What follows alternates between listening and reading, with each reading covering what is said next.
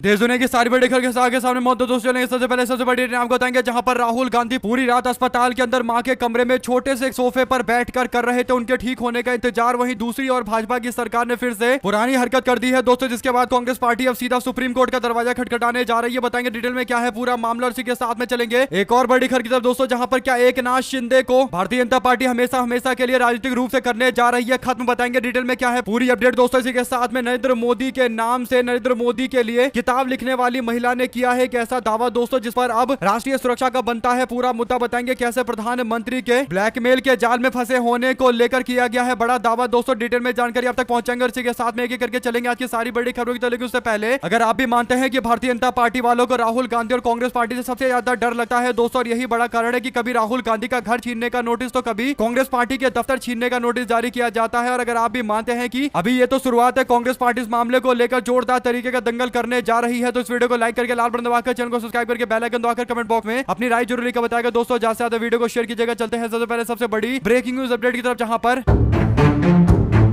बुधवार की रात को अचानक से सोनिया गांधी की तबीयत बिगड़ जाती है दोस्तों, और सोनिया गांधी जी की तबीयत बिगड़ने के साथ ही उनको सर गंगाराम अस्पताल में भर्ती करवाया जाता है। राहुल गांधी प्रियंका गांधी अपनी मां के साथ में अस्पताल में पूरी रात रहे दोस्तों। राहुल गांधी एक छोटे से कमरे के अंदर पूरी रात सोफे पर टाइम बिताते रहे, और इसके बाद सुबह सुबह राहुल गांधी और कांग्रेस को खबर मिलती है कि भाजपा ने एक बार फिर से कांग्रेस का ऐतिहासिक दफ्तर छीनने का फैसला लिया है दोस्तों। केंद्र की भाजपा सरकार के डिपार्टमेंट स्टेट डिपार्टमेंट यानी संपदा विभाग ने कांग्रेस पार्टी को 24 अकबर रोड यानी कांग्रेस पार्टी का मुख्यालय जो तकरीबन 48 साल से कांग्रेस पार्टी के पास में है दोस्तों, उसको खाली करने के लिए बोला गया। और इंडियन यूथ कांग्रेस यानी युवा कांग्रेस ने जिस तरीके से एआई इंपैक्ट समिट में भारतीय जनता पार्टी को रुलाकर रख दिया था दोस्तों, उनके ऑफिस को भी खाली करने का नोटिस जारी कर दिया गया है। यानी इंडियन यूथ कांग्रेस का जो ऑफिस है 5 रायसीना रोड दिल्ली का, उस ऑफिस को खाली करने का भी नोटिस जारी कर दिया गया है, और 28 मार्च तक खाली करने का अल्टीमेटम दिया गया है दोस्तों। जबकि भारतीय जनता पार्टी ने खुद के दफ्तर खाली नहीं करे, जबकि कांग्रेस पार्टी से दफ्तर खाली करने के लिए ऑफिस खाली करने के लिए बोला जा रहा है। यानी इससे पहले राहुल गांधी को उनका घर खाली करने का नोटिस दिया गया था, जिसके बाद आप लोगों ने देखा कि कैसे 24 के चुनाव में भाजपा बहुमत से नीचे आकर बहुमत के आंकड़े से नीचे आकर मिमियाती हुई नजर आई दोस्तों। इसके बाद अब कांग्रेस पार्टी का ऐतिहासिक ऑफिस छोड़ने के लिए बोला जा रहा है, तो पार्टी ने अपने वकीलों को आगे किया है दोस्तों। कांग्रेस के राज्यसभा के सांसद अभिषेक मनु सिंघवी ने कहा है कि हम इस पूरे मामले को लेकर कोर्ट जाएंगे, और पार्टी ने पूरी तैयारी भी कर ली है। लेकिन सबसे बड़ा सवाल ये उठता है कि इंडियन यूथ कांग्रेस यानी युवा कांग्रेस ने जिस तरीके से भारतीय जनता पार्टी के नाक में दम कर रखा है दोस्तों, यही बड़ा कारण है कि कांग्रेस पार्टी के युवा कार्यकर्ताओं के दफ्तर को खाली करने के ये नोटिस जारी किए गए हैं, जो साफ तौर पर बीजेपी के डर को दिखाता है दोस्तों। यानी भाजपा वाले डर रहे हैं कि इंडियन यूथ कांग्रेस यानी युवा कांग्रेस अगर दिल्ली के लुटियंस जोन से चलती रहेगी, इसी तरीके से कांग्रेस का ऑफिस यहां पर रहेगा और युवा कांग्रेस काम करती रहेगी, तो भारतीय जनता पार्टी की हालत इसी तरीके से खराब होने वाली है। क्योंकि हर बड़े मुद्दे पर भारतीय जनता पार्टी को घेरने के लिए युवा कांग्रेस के लोग पहुंच जाते हैं दोस्तों, और जिस दिल्ली में है नई दिल्ली में, वहां से पास में ही जाकर जंतर मंतर और अलग अलग जगह पर जाकर प्रदर्शन कांग्रेस पार्टी युवा मोर्चा के लोग करते हैं, और कहीं ना कहीं कांग्रेस पार्टी का दफ्तर उखाड़ने की कोशिश की गई है। अगर आप भी मानते हैं कि यह साफ तौर पर युवा कांग्रेस को खासकर दबाने की कोशिश है, लेकिन राहुल गांधी और कांग्रेस पार्टी इस मामले को लेकर आगे भी डटकर मुकाबला करते नजर आएंगे दोस्तों। चलते हैं एक और बिग न्यूज अपडेट की तरफ, जहां पर ऐसा लग रहा है कि भारतीय जनता पार्टी ने एकनाथ शिंदे की भी पूरी तरीके से राजनीतिक तौर पर फील्डिंग सेट कर दी है दोस्तों। जो अपडेट है वो ये कि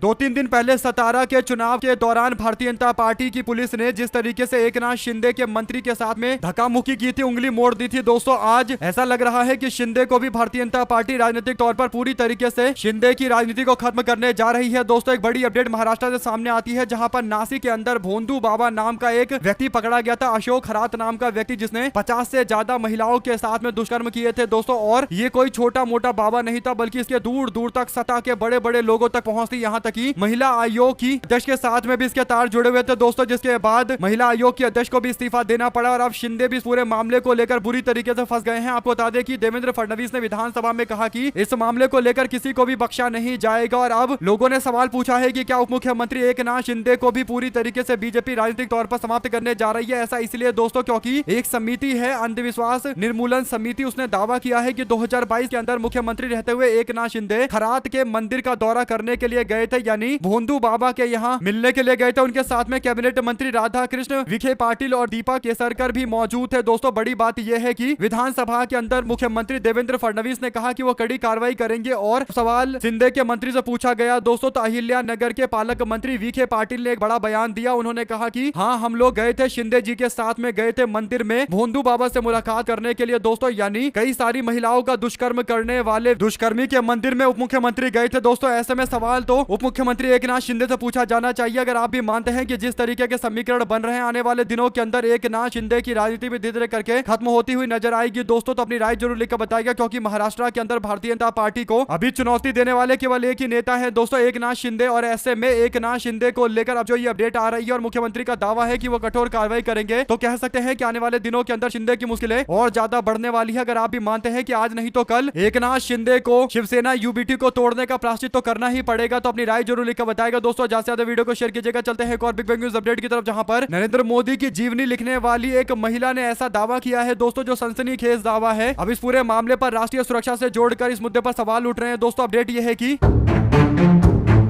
नरेंद्र मोदी की जीवनी लिखने वाली यानी बायोग्राफी लिखने वाली मधु पूर्णिमा किश्वर की ओर से एक बड़ा दावा किया गया है दोस्तों। उन्होंने अब एक लेख लिखते हुए दावा किया है कि सुप्रीम कोर्ट के हलफनामे का हवाला देते हुए कि कैबिनेट मंत्रियों का नाम लेते हुए कि प्रधानमंत्री नरेंद्र मोदी पहले दिन से ही ब्लैकमेल के जाल में फंसे हुए हैं। ये विपक्षी राजनीति नहीं बल्कि राष्ट्रीय सुरक्षा का पूरा मुद्दा है। सुप्रीम कोर्ट की निगरानी में जांच की मांग भी अब की जा रही है दोस्तों। आपको बता दें कि मधु पूर्णिमा किश्वर की ओर से दावा करते हुए बताया गया है पूरा 2014 से लेकर अब तक क्या क्या हुआ है दोस्तों। इसमें एसजे शंकर और हरदीप सिंह पुरी के मंत्री बनाए जाने को लेकर दावा किया गया है कि स्पेशल सर्विस के कारण इन दोनों को मंत्री बनाया गया है दोस्तों। हालांकि उन्होंने बताया नहीं कि स्पेशल सर्विस का क्या मतलब है, लेकिन ये शब्द इस्तेमाल करते हुए उन्होंने नए तरीके की सनसनी मचा दी है दोस्तों। इसके बाद 2014 के अमेरिकी दौरे और अमेरिका में चल रही चर्चाओं का भी वो जिक्र करती है दोस्तों। इसके बाद मानसी सोनी स्कैंडल से जुड़े मामले को लेकर भी कई सवाल खड़े किए गए दोस्तों। कुल मिलाकर सवाल सबसे बड़ा यह है कि एक ऐसी राइटर जो नरेंद्र मोदी के नाम पर पहले किताब लिखती है दोस्तों, उसके बाद अब ये दावा कर रही है मामला काफी गंभीर है दोस्तों। और बड़ी बात यह है कि भारतीय जनता पार्टी के पूर्व नेता सुब्रमण्यम स्वामी तो 2 कदम और आगे निकलकर ऐसे ऐसे दावे कर रहे हैं दोस्तों 3-4 महिलाओं को लेकर कि भारतीय जनता पार्टी को अब तक तो मानहानि का नोटिस भेज देना चाहिए था दोस्तों, लेकिन बीजेपी की ओर से कोई भी मानहानि का नोटिस नहीं भेजा गया, तो सवाल और ज्यादा गंभीर बनते हैं। आप लोग इस पूरे मामले अपनी राय जरूर लिखकर बताएगा दोस्तों। ज्यादा से ज्यादा वीडियो को शेयर कीजिएगा। अगर आपको पूरी रिपोर्ट पढ़नी है दोस्तों, कमेंट बॉक्स में लिंक में जाकर क्लिक कर सकते हैं। आपको पता चलेगा कि आखिर पूर्णिमा किश्वर किस तरीके की बातें बता रही है और कितने गंभीर आरोप वो लगा रही है। स्मृति ईरानी का भी नाम लेते हुए कई बातें कही गई है। साथ साथ चलते हैं एक और बड़ी अपडेट दोस्तों, जिसमें असम विधानसभा चुनाव में भारतीय जनता पार्टी को लेकर असम में एक नाराजगी इस बात को लेकर है दोस्तों कि जुबिन गर्ग के मामले पर भारतीय जनता पार्टी के लोग न्याय सुनिश्चित नहीं कर पाए। मुख्यमंत्री केवल जोर जोर से चिल्लाते रह गए, लेकिन असम के लोगों ने ये जानने की कोशिश की और ये पता करने का प्रयास किया कि आखिर जुबिन गर्ग के साथ में हुआ क्या, क्या उनकी हत्या की गई। इस मामले को लेकर भाजपा सरकार ने जांच पड़ताल के नाम पर केवल आम जनता को मूर्ख बनाया दोस्तों, जबकि जुबिन गर्ग असम के लोगों का इमोशन है दोस्तों, उनकी भावनाएं हैं। ऐसे में असम के अंदर भारतीय जनता पार्टी की रैली के दौरान एक व्यक्ति जुबिन गर्ग के न्याय की बात करता है दोस्तों, तो उसके न्याय के बैनर को फाड़ कर नीचे फेंक दिया जाता है। अब इस मामले पर लोगों ने कहा कि भाजपा के लोग अब जुबिन गर्ग के न्याय की बातों को लेकर भी इतने ज्यादा भड़क जाते हैं कि कहीं ना कहीं रैली के अंदर लोगों को पोस्टर भी नहीं दिखाने दे रहे हैं। भारतीय जनता पार्टी के एमएलए रामकृष्ण जुबिन गर्ग के न्याय की बात कर रहे थे दोस्तों, तो इसीलिए उनको टिकट नहीं दिया गया। ऐसे में हिमंता बिस्व शर्मा के करीबी लोग इस पूरे कांड में शामिल है, ऐसा दावा करते हुए कांग्रेस पार्टी लगातार चुनावी कैंपेन में इस मुद्दे को उठा रही है दोस्तों। आने वाले दिनों के अंदर असम के चुनाव में आप देखेंगे जुबिन गर्ग का मुद्दा काफी बड़ा बनेगा, क्योंकि कांग्रेस पार्टी वादा कर रही है कि हमारी सरकार बनते ही, कांग्रेस की सरकार बनते ही पूरी तरीके से गहन जांच करवाई जाएगी। एसआईटी, सीबीआई, तमाम तरीके के अलग अलग एजेंसियों का इस्तेमाल करके जांच के एक एक पहलू को सबके सामने लेकर आया जाएगा और किसी भी उस व्यक्ति को नहीं छोड़ा जाएगा जो जुबिन गर्ग के मामले से जुड़ा हुआ है। कांग्रेस पार्टी को पूरा अंदेशा है कि भारतीय जनता पार्टी जानबूझकर अपने आप को बचाने के लिए इस मुद्दे पर आनाकानी कर रही है। आप लोग अपनी राय जरूर लिखकर बताएगा दोस्तों। ज्यादा से ज्यादा वीडियो को शेयर कीजिएगा। चलते हैं एक और बड़ी अपडेट तब, जिसमें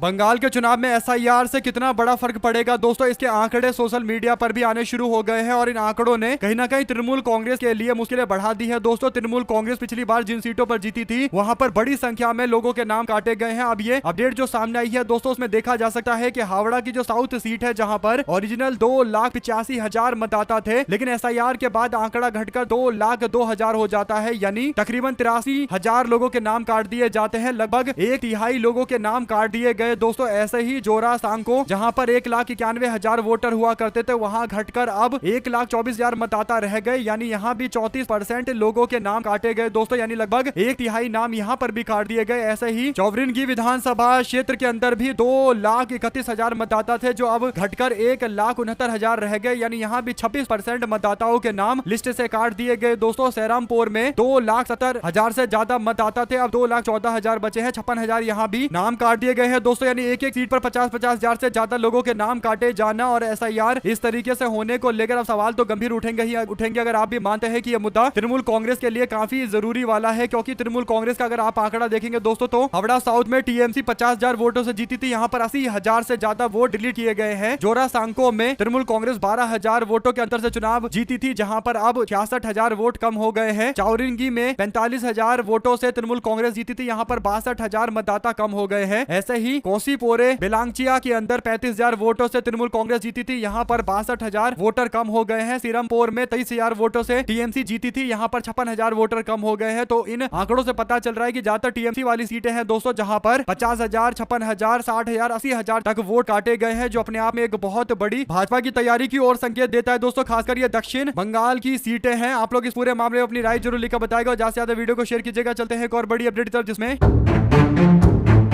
विवादित बयान देकर खबरों में रहने वाले MNS के नेता राज ठाकरे एक बार फिर से उत्तर भारतीयों के खिलाफ बयान देकर चर्चा में आए हैं दोस्तों। दरअसल ये पूरा मामला मुंबई के कोकड़ जाने वाली दादर रत्नागिरी पैसेंजर ट्रेन से जुड़ा हुआ मामला है। MNS ने पहले की तरह इस ट्रेन को दादर तक चलने की मांग की है। MNS की ओर से कहा गया कि 15 से 20 दिन के भीतर मांगे पूरी नहीं हुई तो उत्तर प्रदेश और बिहार से आने वाली एक्सप्रेस ट्रेन को रोक दिया जाएगा। पैसेंजर ट्रेन दादर से सीधे रत्नागिरी चलती थी, जिसे कोकड़ जाने वाले लोगों को सुविधाएं मिलती थी, लेकिन कुछ वर्ष में रेलवे ने बिना पर्याप्त कारण दिए हुए, यानी बिना कोई जानकारी दी हुई, बिना कोई दावा किए हुए इस ट्रेन को दीवा स्टेशन तक ही सीमित कर दिया है, यानी आगे नहीं जाने दिया जा रहा है, जिसे कोकड़ के लोगों को काफी ज्यादा असुविधाओं का सामना करना पड़ रहा है। इस पर धमकी देते हुए राज ठाकरे ने यह दावा किया है। दोस्तों आप लोगों की क्या राय है पूरे मामले पर लिखकर जरूर बताएगा। साथ साथ देश के अंदर राष्ट्रगान और राष्ट्रगीत को लेकर जारी बहस के बीच में सुप्रीम कोर्ट ने एक बड़ी अहम टिप्पणी की है दोस्तों। शीर्ष अदालत ने कहा है कि वंदे मातरम गाना अनिवार्य नहीं है, मैंडेटरी नहीं है। अदालत के इस रुख का स्वागत करते हुए जमीते उलेमाए हिंद के अध्यक्ष मौलाना महमूद मदनी ने इसे संवैधानिक अधिकारों की जीत बताया है। मदनी ने स्पष्ट लहजे में कहा कि धार्मिक स्वतंत्रता हमारा बुनियादी अधिकार है, इसे किसी भी कीमत पर समझौता नहीं किया जा सकता। उन्होंने चेतावनी दी कि अगर किसी भी तरीके से गाना गाने का दबाव बनाया गया तो फिर हम लोग कानूनी लड़ाई लड़ेंगे और हम लोग सुप्रीम कोर्ट का रास्ता अपनाएंगे। ऐसे में दोस्तों कोर्ट ने आदेश जारी करते हुए कहा कि किसी पर दबाव नहीं बनाया जा सकता। उन्होंने कहा कि कोई गाना अगर नहीं गाएगा तो उसे किसी भी तरीके से आरोप लगाकर सजा नहीं सुनाई जा सकती और कोई पेनल्टी वाली बातें नहीं है। कोर्ट ने कहा कि जब तक पेनल्टी वाली बात नहीं है तब तक कोई दिक्कत नहीं है। अगर सरकार इंप्लीमेंटेशन करने के बाद यानी जमीन पर लागू करने के बाद कुछ इस तरीके की चीजें करती है कि वैसे लोगों के खिलाफ कार्रवाई की जाती है जो वंदे मातरम नहीं गा रहे हैं, तो फिर आगे कार्रवाई करेंगे। कुल मिलाकर सुप्रीम कोर्ट ने कहा कि सरकार को लागू करने दीजिए, देखते हैं किस तरीके से लागू करते हैं नए नियम का, उसके बाद आगे कदम उठाया जाएगा। क्योंकि दोस्तों बीजेपी के गृह मंत्रालय के द्वारा एक आदेश आया था जिसमें कहा गया था कि अनिवार्य है कि राष्ट्रीय गान से पहले राष्ट्रीय गीत चले और वो भी 6 का 6 पैरा चले, यानी पूरी तरीके से 3 मिनट से ज्यादा का राष्ट्रीय गीत होगा, उसके बाद 52 सेकंड का राष्ट्रीय गान होगा। कुल मिलाकर दोस्तों लगभग 5 मिनट का ये पूरा कार्यक्रम होगा, जिसके बाद कोई कार्रवाई हो सकती है, यानी 5 मिनट पूरी तरीके से राष्ट्रीय गान और राष्ट्रीय गीत गाना पड़ेगा। इन्हीं बातों को लेकर अरशद मदनी की ओर से सुप्रीम कोर्ट द्वारा दिए गए फैसले पर यह टिप्पणी आई है। दोस्तों आप लोग इस पर अपनी राय जरूर लिखकर बताएगा। साथ साथ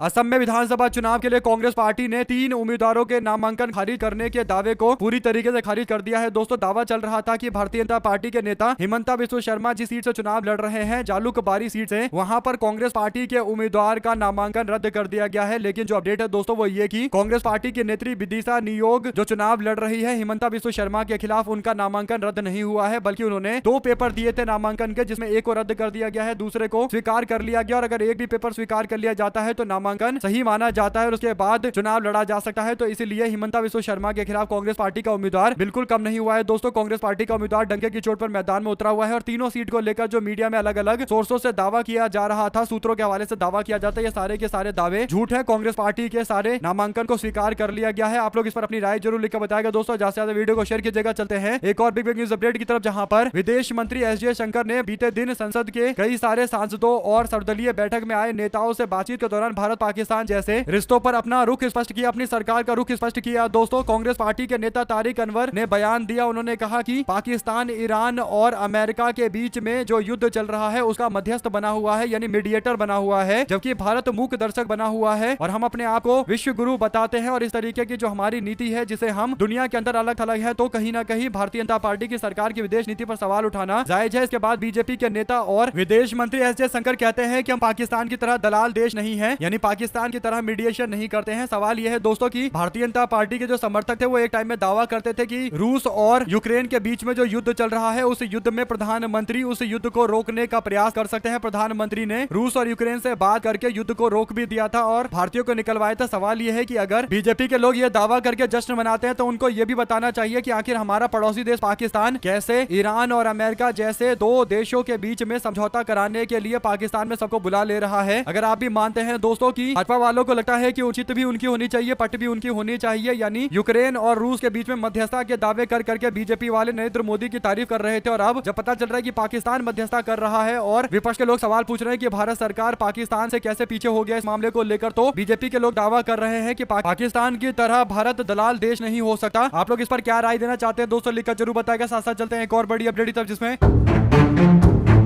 महाराष्ट्र में एनसीपी एसपी के विधायक रोहित पवार ने एक बड़ा दावा किया है। उन्होंने अजित पवार जिंदा थे तब उनके घर के बाहर काला जादू हुआ था, ये दावा करते हैं दोस्तों। साथ ही उन्होंने आरोप लगाया कि प्लेन क्रैश में अजित पवार की मौत के बाद सुनील तटकरे और प्रफुल्ल पटेल ने एनसीपी पर कब्जा करने की कोशिश की। एनसीपी एसपी के नेता रोहित पवार ने बुधवार को प्रेस कॉन्फ्रेंस करते हुए विमान हादसे में एक बड़ा दावा किया दोस्तों। उन्होंने कहा कि विमान हादसे से पहले अजित पवार जब जिंदा थे तब उनके घर के बाहर काला जादू किया गया था। और रोहित पवार आगे कहते हैं कि मुझे नहीं लगता कि काला जादू की वजह से ये विमान दुर्घटना हुई, क्योंकि मैं काले जादू में विश्वास नहीं रखता, लेकिन जो बातें मायने रखती हैं इसके पीछे आखिर नियत क्या थी, किसने इस तरीके का काला जादू किया था। लोग कहते हैं कि कुछ ऐसे अनुष्ठान किए जाते हैं जिसमें एक गुड़िया का इस्तेमाल होता है, उस पर तंत्र मंत्र किया जाता है और ऐसी हरकत किसी खास व्यक्ति को नुकसान पहुंचाने और उसे कमजोर करने के लिए किया जाता है। अब सवाल यह है दोस्तों कि ये जो आरोप लगाए हैं रोहित पवार ने, इस पर जांच तो होनी चाहिए कि आखिर एक उप मुख्यमंत्री के घर के बाहर कौन काला जादू करके गया था। रोहित पवार ने कहा कि वो इन बातों पर विश्वास नहीं रखते, लेकिन फिर भी इस पूरे मामले की जांच तो होनी ही चाहिए। और अगर आप भी मानते हैं कि कौन है जो इस मामले पर जांच करने से रोक रहा है दोस्तों, क्योंकि महाराष्ट्र के अंदर कहीं भी एफआईआर दर्ज नहीं हुई, रोहित पवार हर जगह गए, इसके बाद कर्नाटका में जाकर उन्होंने एफआईआर दर्ज करवाई, तो बीजेपी के मुख्यमंत्री महाराष्ट्र के मुख्यमंत्री देवेंद्र फडणवीस दावा करते हैं कि महाराष्ट्र को बदनाम किया जा रहा है, महाराष्ट्र को अपमानित किया जा रहा है, यानी एक डिप्टी सीएम की मौत के मामले को लेकर जांच नहीं करवा पाए महाराष्ट्र के मुख्यमंत्री। और जब कर्नाटका की पुलिस ने 0 एफआईआर दर्ज कर ली रोहित पवार के कहने पर, तो उसके बाद दावा कर रहे हैं कि महाराष्ट्र का अपमान हो रहा है। अगर आप भी मानते हैं दोस्तों की जांच की एक एक बातें महाराष्ट्र की जनता को जानने का अधिकार है और खासकर एनसीपी के लोगों को जानने का तो अधिकार है ही है, क्योंकि उनके सबसे बड़े नेता थे दोस्तों। साथ ही साथ पश्चिम बंगाल के विधानसभा चुनाव को लेकर सियासी सरगर्मियां तेज हो गई है। राजनीतिक दलों ने चुनाव में अपनी पूरी ताकत झोंक दी है दोस्तों। इस बीच बीजेपी की केंद्रीय चुनाव समिति ने पश्चिम बंगाल चुनाव 2026 के लिए उम्मीदवारों की तीसरी लिस्ट जारी कर दी है। 19 प्रत्याशियों की लिस्ट में जो एक नाम सबसे ज्यादा चर्चा में है दोस्तों, वो नाम है रत्ना देवनाथ का, यानी आरजीकर मेडिकल कॉलेज में हुए दुष्कर्म के मामले में अपनी बेटी के लिए न्याय की मांग कर रही रत्ना देवनाथ को उम्मीदवार बनाकर मैदान में उतारा गया है। उनको पानीहाटी विधानसभा क्षेत्र से चुनाव लड़वाया जा रहा है दोस्तों। पानीहाटी विधानसभा क्षेत्र से इस बार तृणमूल कांग्रेस ने अपना उम्मीदवार भी बदल दिया है, तो मुकाबला हो सकता है कि दिलचस्प हो, क्योंकि आरजीकर मेडिकल कॉलेज को लेकर बंगाल के अंदर एक लोगों में गुस्सा देखने को मिला था दोस्तों। तृणमूल कांग्रेस को लेकर नाराजगी काफी बड़े स्तर पर थी। ऐसे में तृणमूल कांग्रेस के लिए यह सीट मुश्किल वाली हो सकती है। जो भी अपडेट इससे जुड़ी आती रहेगी आप लगातार पहुंचाते रहेंगे। साथ साथ चलते हैं एक और बड़ी खबर की तरफ दोस्तों, जिसमें ईरान ने उड़ाया ट्रंप के दावों का मजाक, कहा अमेरिका खुद ही बातचीत कर रहा है, यानी खुद से ही आकर बातचीत कर रहा है। पहले दावा किया गया था कि अमेरिका के जो उपराष्ट्रपति है जेडी वेंस वे जा रहे हैं ईरान से मुलाकात करने के लिए पाकिस्तान, और पाकिस्तान इसकी मध्यस्थता करेगा दोस्तों। लेकिन ईरान ने कहा कि ये लोग हमारे पास 15 शर्तें लेकर आए थे और बाद में दावा करते हैं कि हमने सारे शर्तें मानी है। ईरान ने कहा कि हमने एक भी शर्त नहीं मानी है और बिना शर्त हम इस युद्ध को रुकवाना चाहते हैं। अगर युद्ध रोकना है अमेरिका को तो पुरानी स्थिति में जाए और हमारे ऊपर लगाए गए सारे प्रतिबंध को हटाया जाए, सारे सेक्शन को हटाया जाए, और अगर ट्रंप इस बात को नहीं मानेंगे तो युद्ध लगातार जारी रहेगा दोस्तों। ऐसे में एक बात तो क्लियर है कि ईरान बिल्कुल झुकने को तैयार नहीं है। ईरान तो डंके की चोट पर लंबी लड़ाई लड़ने की तैयारी में लगा हुआ है। ईरान ने कहा कि हमने बहुत लंबी तैयारी कर रखी है और हम लोग लंबी लड़ाई लड़ने के लिए भी तैयार है। आप लोग इस पर क्या राय देना चाहते हैं दोस्तों, लिखकर जरूर बताएगा। क्या आपको लगता है कि ईरान आज नहीं तो कल अमेरिका के सारे घमंड को तोड़ेगा और दुनिया भर के अंदर मैसेज क्लियर है कि अब अमेरिका वो देश नहीं रहा जिसे सुपर पावर एक टाइम में कहा जाता था। अब अमेरिका एक ऐसा देश है जिसे कोई भी हरा सकता है और ईरान तो एक पावरफुल देश है, इसमें कोई दो राय नहीं है। आप लोग को जो भी लगता है दोस्तों लिखकर जरूर बताएगा। ज्यादा से ज्यादा वीडियो को शेयर कीजिएगा। साथ साथ एक बार फिर से केंद्र सरकार की ओर से प्रेस कॉन्फ्रेंस करते हुए एक बड़ा दावा किया जाता है दोस्तों। केंद्र सरकार ने बीते दिन कहा कि देश के अंदर पेट्रोल पंप पर पेट्रोल और डीजल की कोई कमी नहीं है। पेट्रोल पंप को सप्लाई करने वाले टर्मिनल पर भी उचित मात्रा में, पर्याप्त मात्रा में स्टॉक पड़ा हुआ है, पेट्रोल डीजल पड़ा हुआ है। पेट्रोलियम मंत्रालय की संयुक्त सचिव सुजाता शर्मा ने दिल्ली के इंटर मिनिस्टीरियल ब्रीफिंग के दौरान लोगों से डर और घबराहट में पेट्रोल और डीजल खरीदने की होड़ से बचने के लिए कहा है। ईरान के साथ इजराइल और अमेरिका की जंग का 26 दिन पूरा हो चुका है दोस्तों, और जंग के दौरान स्ट्रेट ऑफ हॉर्मुज से तेल तेल और गैस की सप्लाई प्रभावित हुई है। ऐसे में जो दावा चलता है उसके हिसाब से भारत के पास कम से कम 70 दिन का स्टॉक पड़ा हुआ है दोस्तों। ऐसे में 70 दिन के स्टॉक को भरने के लिए क्या और भी तेल लाए जा रहे हैं, ये सवाल जब पूछा जा रहा है तो बीजेपी की सरकार का दावा है कि तेल तो हमारे पास बहुत ज्यादा है, कोई दिक्कत नहीं है। लेकिन फिर भी दोस्तों जो भीड़ देखने को मिल रही है, लंबी लंबी कतारें देखने को मिल रही है, लोगों को कुछ ना कुछ तो ऐसा जरूर लग रहा है जिस कारण से बड़ी बड़ी भीड़ लगी हुई है, कतारें लगी हुई है। अगर आप भी मानते हैं कि आम जनता के बीच में अगर भाजपा सरकार विश्वास पैदा नहीं कर पा रही है और भाजपा सरकार के दावों के बीच आम जनता बीजेपी पर विश्वास नहीं कर पा रही है तो मामला काफी गंभीर है दोस्तों। आप लोग इस पूरे मामले अपनी राय जरूर लिखकर बताएगा और ज्यादा से ज्यादा वीडियो को शेयर कीजिएगा। साथ साथ ममता बनर्जी कहती है कि बीजेपी पर बड़ा हमला बोलते हुए कि आज मतदान का अधिकार छीना जा रहा है, अगली बार वे नागरिकता का अधिकार भी हम लोगों से छीनने की कोशिश करेंगे। बंगाल में भारतीय जनता पार्टी के रवैये को लेकर ममता बनर्जी काफी ज्यादा नाराज है दोस्तों। अगर आप भी मानते हैं एकदम सही बोल रही है ममता बनर्जी। साथ साथ बिहार में पुलिस तंत्र पूरी तरीके से फेल हो गया, सरकार का इकबाल खत्म हो गया है। लगातार एक के बाद एक बिहार से क्राइम की रिपोर्टें सामने आ रही है। इन्हीं दावों के साथ में नेता प्रतिपक्ष तेजस्वी यादव ने एक बार फिर से नीतीश कुमार सरकार को फटकार लगाई है दोस्तों। और अब तो 26 तारीख हो गई है लेकिन अभी तक नीतीश कुमार का इस्तीफा नहीं आया है। तो सवाल सबसे बड़ा ये है कि क्या नीतीश वाकई इस्तीफा देंगे या फिर भारतीय जनता पार्टी को ऐसे ही घुमाया जा रहा है। जो भी आपको लगता है दोस्तों लिखकर जरूर बताएगा। हमारे साथ लगातार जुड़े दोस्तों का बहुत बहुत धन्यवाद। देख रहे थे आपका चैनल जय हिंद जय भारत। ज्यादा से ज्यादा वीडियो को शेयर कीजिएगा ताकि पूरी अपडेट आप लोग तो लगातार आगे भी इसी तरीके से पहुंचती रहे। देख रहे थे आपका चैनल जय हिंद जय भारत। ज्यादा से ज्यादा वीडियो को शेयर कीजिए।